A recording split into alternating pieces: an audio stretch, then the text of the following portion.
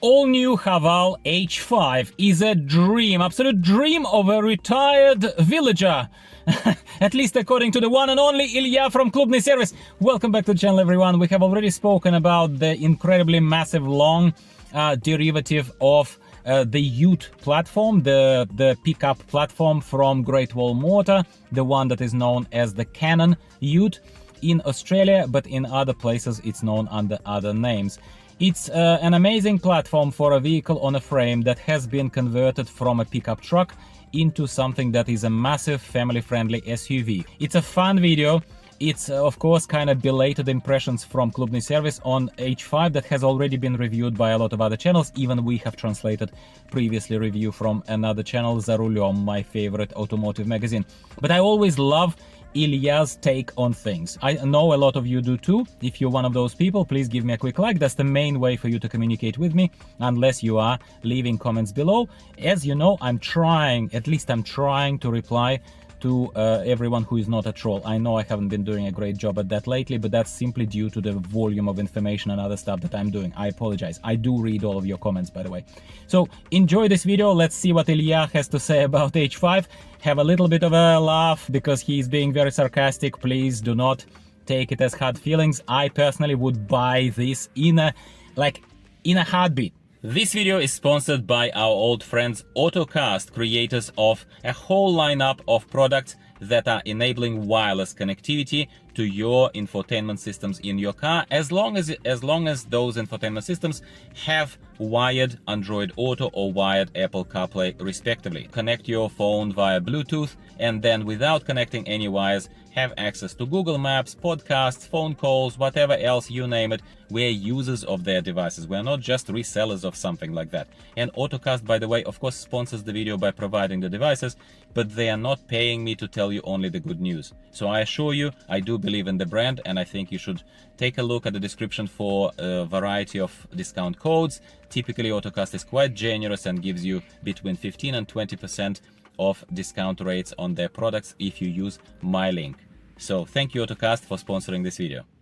If you don't have much money, but you would like everyone, a massive Escalade Cadillac or one of those impressive, truly American Chevy Suburban 4x4 SUVs that FBI agents use in every TV series I've seen lately on Netflix, you are in a pickle. What can you do then?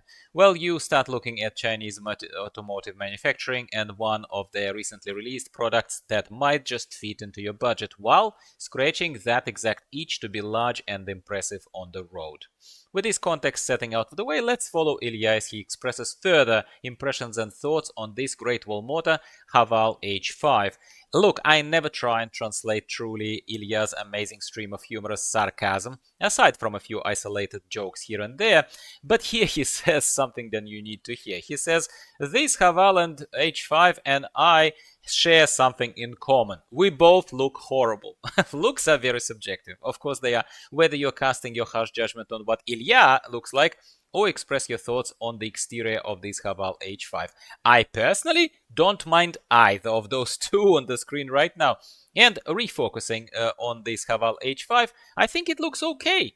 I would even say good, but Ilya actually disagrees. He thinks design is strange. He mentions that there are many pluses of this house on wheels, but design is not one of them. Spoiler alert, I said it already, I will say it again. I would buy one personally immediately as soon as one came for sale here in Australia. It fits right into my use. Yeah, but back to the original translation. This H5 is very, very long. It's 5.2 meters long. It's gigantic. It's a 4x4 capable vehicle on a real frame that we will see a little bit later in this video, which straight away gives it utility characteristics that a lot of budget conscious people would see as a gigantic, massive plus. And Ilya says that it costs like the backside, roughly 1/3 of his somewhat similarly sized Toyota Sequoia, which we don't have for sale here in Australia, so I will put just a quick picture I found on the internet here on the screen for you so that you are able to align with me and with his train of thought here. It does look somewhat similar. Well, it's massive, it's tall, it's almost 190 centimeters tall and almost 190 centimeters wide. When you open the tailgate, you see just how much space is in it. in the boot and under the boot floor, even when you lift those kind of platforms there. There are niches specifically created there for your tools or whatever, but Ilya obviously jokes, carries through with the gardener joke, and he says that he would put various seeds for planting at his country house before driving there. It makes him really excited, and he says it's a car absolutely designed for transportation of those seeds, soil, and all sorts of country house stuff. It's a retired gardener's dream. I agree with him on this 100%. Okay, not just gardeners, fine. You can fit anything in there, including massive mattress to sleep on. That would be my use case. Or one could absolutely transport a massive fridge, let's say. Ilya even makes an obligatory mother-in-law joke. So he says, even your mother-in-law would fit in there and roll from side to side very nicely as you drive around. But I guess it's a niche Eastern European humor that you'll appreciate only if you're from those parts of the world. I love my mother-in-law, by the way, in case you are wondering. If you expect any luxury from this kind of vehicle in this price category, you would totally need to go see your doctor and start a very honest conversation with them about how you feel, really. Everything is basic here. The light, the handle, the most basic aircon vent deflectors. But what's most important here? Well, space, my friends. Ilya is almost 2 meters tall and 150 kilograms of weight. And he looks reasonably sized for once, as he sits in here proportionately in this back seat of this Haval H5. Plus, there's a massive sunroof that one could absolutely enjoy if they aren't concerned about the excessive heat that we experience here in Australia or somewhere else where this lovely vehicle might be available for sale, say South Africa. Please, once again, Great Wall Motor, hear me. Install a dark, light, impenetrable sunshade here and then bring the vehicle to Australia. I will buy it on day one. Give me a call, my people. All will be forgiven. You know who you are. I'm just kidding, sadly. Driver's seat and how it feels reminds you of what the word minimalism truly stands for. Gear shift selector looks like the one from Great Wall Motor Tank 300. So depending on whether you like that, I don't know, jet fighter pilot wannabe's dream thing, I don't, you probably will be pleased. Or not so much. I don't know. I know I wouldn't be. I don't mind it, but I don't like it. There are various utility niches, of course. For your phone, for your wallet, keys, whatever you want. I always appreciate those. The more niches, the more spaces to put stuff in, the better. And kinda no excuse not to have a lot of them because of the sheer amount of space, once again, of the whole interior that designers had to play with. So relatively small central box though, the central storage box though, but it's okay. It doesn't matter. Standard modern Haval steering wheel and basic controls are present here. Everything you would imagine, voice controls, cruise control, everything that you would expect from a utility-based vehicle in 2025. The only bad thing here is that the steering wheel is only tilt adjustable and kinda is not telescopically in and out adjustable. That would have been amazing if it was, but oh well, it is not a massive showstopper. Other than that, the key question here remains. If you know that it's a family utility vehicle, what else do you need really? And the truthful answer, honestly, for, I don't know, vast majority of us would be nothing. You don't need anything else. All the usual controls that you expect are here. Start, stop with a button, electrically adjustable seats. Of course, I suspect that it's only on the driver's side, not on passenger side. Keyless entry with a fob, the usuals. Materials used in the dash are nothing special, plastic everywhere. Lots of airbags, of course. It's a massive vehicle, it needs them. There are sunroof curtains, actually, so I know that I want them to be impenetrable for light. I don't know, this remains to be seen. Looks pretty good to me. I was joking earlier, of course, that it's, of course, not just a glass roof. Everything opens and closes, lifts as one would expect. Now let's take a very brief look here at infotainment system. It looks average, resembles my old Haval H6, so I kind of know what to expect here. So spoiler alert, if you are looking at some richer experience and from your infotainment system, you will need to invest into a wireless CarPlay adapter or a standalone smart screen with a wireless CarPlay and Android Auto capability, something like Copyright, one of the others. We are partnering with a whole bunch of them, so you're always encouraged to check the description of my videos and Auto Gear Reviews sister channel of my own, spin-off channel if you like, where we talk about these things all the time. So there are also some main functions that are, well, obviously they're hidden inside of that infotainment little screen, but a lot of them, luckily here, compared to, let's say, my old Haval H6, are available via physical buttons. And you can see there are a lot of them here. That is wonderful. I'm sure you would agree, as everything these days kind of is hidden behind those larger iPad-like screens. Cherry does that a lot. Haval starts doing it, but Haval luckily is still on the side of physical buttons. So which is wonderful. I prefer that too. 360-degree cameras I mentioned, available, high quality, and it's very much needed for every vehicle, I think, but especially for a large 5.2 meter long vehicle like this one. When you're parking it, when you're reversing with it, you absolutely need to see exactly where you're going, okay? It's interesting how we came to expect that now these days from a modern vehicle, while, let's say, Japanese modern vehicles still have the poor quality reverse cameras and sometimes no 360-degree cameras at all, even at a comparable or higher price category. I honestly do not think that these elements should remain so expensive that Japanese simply cannot put them in there, let's say, throw them in for free, kind of like Chinese do. I really don't get this part. Off-road modes, look, you have 2H, which is rear drive, 4H, which is full 4x4, and low gear 2L, which is not super extensive in terms of those modes, but again, you have all basics covered for your kind of run-out-of-the-mill, simple and accessible village life, friendly off-roading conditions. Ilya says that having analog controls in your dash, in case you're wondering, yet another digital dash. So say analog speedometer arms these days are a lot more expensive to manufacture than putting a couple of iPad-like screens like these ones, which is why there are two of those here, as opposed to the less educated opinion that having an extra screen equals more modern and more luxurious vehicle. It's not. It's simply a cost-saving exercise, not necessarily a bad thing, but let's take it for what it truly is. Very quick look at the engine bay. Luckily, everything remains very simple here and easy to understand. If you don't like all the EV complexities and wires and all that kind of stuff, all of this will please your eye, as it certainly pleases mine. 2-liter turbo petrol engine, roughly 218 horsepower, ABS, radiator, and electronic control module is hidden further away from the frontal elements of the engine bay, which is great for a utility vehicle, or if you have a frontal bump or anything else, minor accident, and something got a little bit smashed or bent right in front, then there is a higher chance that the most sensitive and irreplaceable and unfixable really part, that is that electronic control module that is in charge of most systems of the vehicle, might remain undamaged because it's tucked in, okay?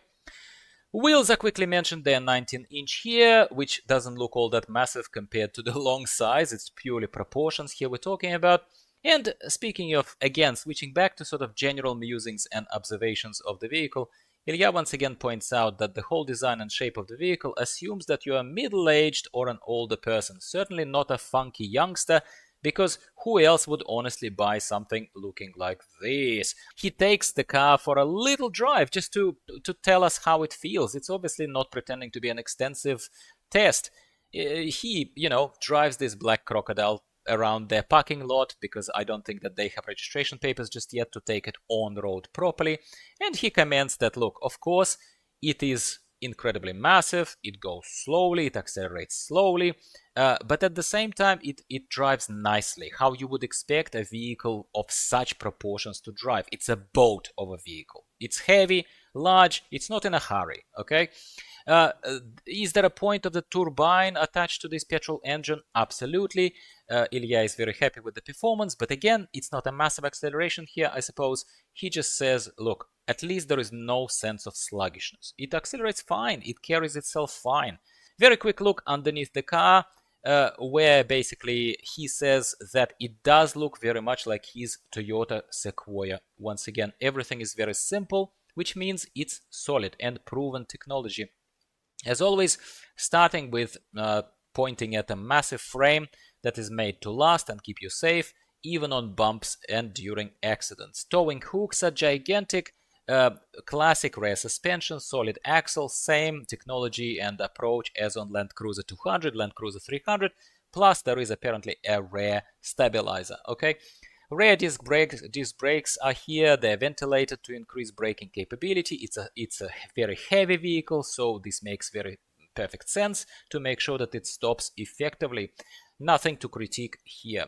So what is there to critique? Probably one thing that he points out, it is the plastic fuel tank that is not protected by anything. It's, to be honest with you, when he showed it, it's hard to believe. He says, really, Great Wall Motor? Really? Are you mad? It's an off-road capable vehicle that is longer wheelbase, so hitting the bottom of this underbelly is a lot more likely than in a shorter wheelbase vehicle. So all they needed is a sheet of metal bent to shape and bolted on to protect this plastic tank from any kind of scratches and any kind of rips and tears, really. And that's all that it would take. It's an off-roader, and it's not there. It's very, very, very strange. Rear differential is without a diff lock, as I understood it, which is, of course, would have been desirable, but it's not critical. Its absence is not critical, that it's missing at this low price range for such a massive and generally capable vehicle. Here we have also the exhaust system, of course, with apparently some sensors to monitor emissions, and already mentioned petrol engine, of course. We can debate here about diesel versus petrol, but I like Ilya's analogy here where he says that diesel actually lends you money up front, but it doesn't save it for you in the long term, when the total costs ultimately come out in a wash. So he basically, that's kind of his analogy and his belief. Look, I haven't owned a diesel vehicle to talk with confidence, but it makes sense to me. Let me know if it makes sense to you. Transfer case looks like it was made by Borg Warner. He didn't sound very confident here. Nothing special in automatic transmission department. And again, we're looking at a massive frame, which Ilya can't help but keep admiring. Frontal suspension with massive, very strong arms. Elements of cast iron, A-shaped levers. No aluminium elements, which is great. Pleasing for our host, who is an old fan of Toyota kind of approach, which is seen throughout this design here. Frontal axle with part-time 4x4 enablement. Some elements of softer alloys are here, so one could wonder how long will it last on really truly heavy off-roading. And the good news again is there is no DCT here, but a normal classic automatic transmission, which has fewer chances of, let's say, overheating under heavy load. So Ilya summarizes here for us that he remains not a fan of Chinese vehicles, but he gives an example that will make sense to you. For his business needs, he very recently had to buy a Lada Niva the other day, apparently, which, telling the long story short, cost him half of the cost of this Haval H5. While Haval H5 is vastly, more than twice, more superior than that Lada Niva in every single way, okay? So for their reality, I suppose the value proposition of this vehicle is obvious. For our market in Australia, or yours in Saudi Arabia, or wherever you are in the world, let me know in the comments down below. I love talking to my people, yeah, from all over the world. Love hearing your experiences, by the way. Shameless plug of that. Tell me your stories anytime. I'll even might create another episode where I'll talk about those, your stories. I'll bring them to light, all right? So wherever you are, maybe there are some other competitors, cars of a similar shape and size on your market that are similarly priced, but again, looking at what one could buy in this shape, capability, and indicative price range here in Sydney, Australia in 2025, I can't think of anything. I really cannot. Which is why I can only hope and pray that Great Wall Motor sees this niche on the market and adopts this model for the Australian rollout. And this is it, my friends. Did you enjoy this? I certainly did. I enjoyed watching it, I enjoyed translating it and bringing it to English-speaking audiences, as a lot of people who still think that I'm stealing something. Not stealing anything, I'm adding value. I'm translating original content, remixing it and bringing it, making it more accessible and increasing the reach of the original material to English-speaking audiences. So please rest easy. This base is covered, okay? And I do hope that majority of you enjoy it. If you do, subscribe to the channel. Always give the videos a like so that YouTube algorithm gets the right message and promotes it, shows it to more people. The more of us here, the merrier, the more content I can produce for you, because this is This is direct correlation. You tell me you enjoy it, I produce more of similar content for you. It's very, very simple. Enjoy your day wherever you are. I'll talk to you next week about something else, value cars related in Australia and beyond. Goodbye for now.